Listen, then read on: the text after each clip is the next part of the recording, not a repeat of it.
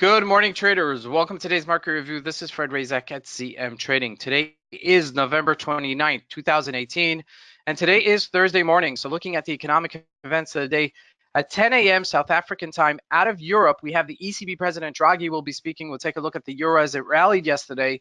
And then at 9 p.m. South African time out of the United States, FOMC meeting minutes following yesterday's meeting and Powell speaking yesterday, and we'll take a look at that as well. But let's take a roundup on the markets. Looking at Forex, the Australian dollar, which showed it was very strong yesterday, indeed rallied against the US dollar and carrying the euro with it. We'll take a look at that in just a moment.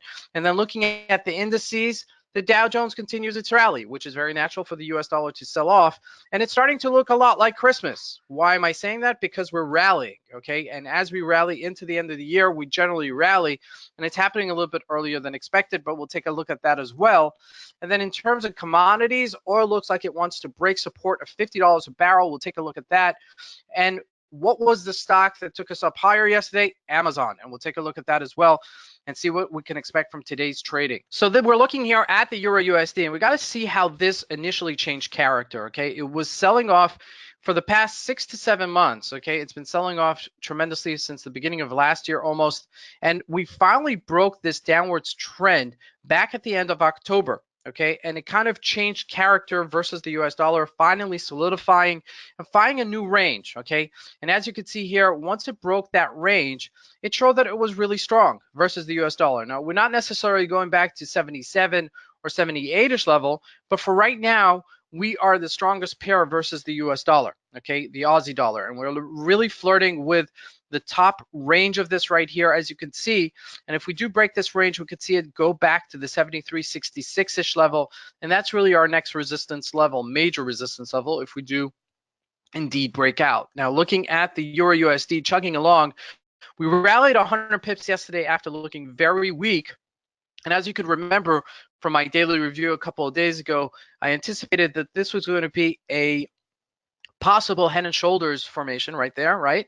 Okay, reversed head and shoulders, but it didn't. It faltered on the downside, okay, but finally rallying on the top side. Now, ultimately, it's relatively weak, okay? Now, I wouldn't short this here, okay, but I would definitely get closer. Once we get closer to the 14-ish level, 114-ish level, 150-ish level, okay, I would definitely get a little bit more aggressive short. I don't think that we're going to go back to the 115, 116-ish level, but I do believe that we'll, be challenged on the upside as we close those barriers. Now, looking at oil, this is a monthly chart of oil, okay, going back all the way to 2003, okay? Now, I just want to give you perspective of where we're standing, okay? In 2008, as you can see, all right, we rallied all the way to $146 a barrel, okay? That was an anomaly, something very unnatural in the markets, and then the markets just tanked, okay, right after that.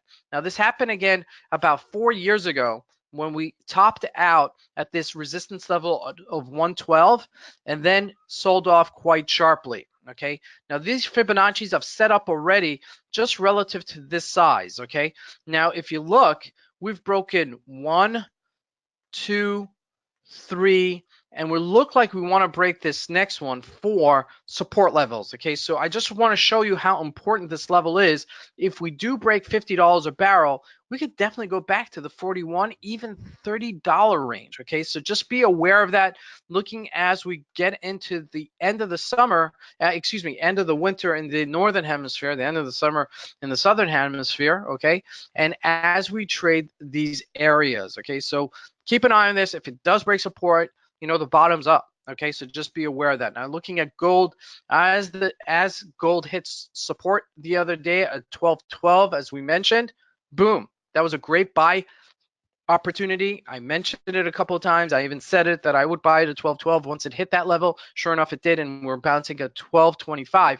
I still believe that we'll rally in gold going into next year, but I think it's going to take some time, and I'm not sure that we're going to test this 12.12 again, but just be aware that we are trading somewhat in a range here, okay, relatively in our short-term range between 12.40 and 12.12. Now, jumping into the Dow Jones, really the catalyst on the market yesterday, rallying to 25,290-ish level, a really nice rally over the last couple of days. And we rallied pretty much about 1,000 points since our debacle, since about the first week of November. Okay, so we still have about 1,000 points to close that up. And let's see if we do get there. All right, the next real resistance level is 25,795. So we're looking for some positive news. Now, the old school kind of market, the old type of stocks, the Johnson & Johnson, the Pfizers, those type of stocks are still doing very well because the economy is doing well. Okay, and we're going to see a little bit of a rotation even in the FANG stocks as we continue going into the end of the year. Now, talking about the FANG stocks, let's take a look at Amazon. Look at that animal. Okay, amazing, rallying to 1677 on the top side. Next resistance level, and we're above the 30-day moving average. And this is really the first time we've broken above the 30-day moving average since our debacle at the end of October, mid-October rather, okay, breaking this 1900 area. Okay, now I do believe that we have resistance at about 1800-ish level. But going into the end of the year, again, I expect it to rally. Now, does it mean that today we're going to have another 200 points and another? Not necessarily, okay? But the general trend is going to go up higher into the end of the year as we continue rallying there. Now, looking at Apple as well, finally bouncing off of the 170. And this is going to be kind of like an interesting scenario for Apple because Apple is going to war with Donald Trump about whether or not they're going to add tariffs on Apple products, if they're going to continue, producing them overseas. And so this is going to be kind of interesting the way this is actually going to, present itself going into the next year. But as you can see, it's getting stronger. Next real resistance level is 192. Just be aware of that. And let's see if we do close that in. This is Fred Razak. I want to wish you guys a great trading day. Thank you.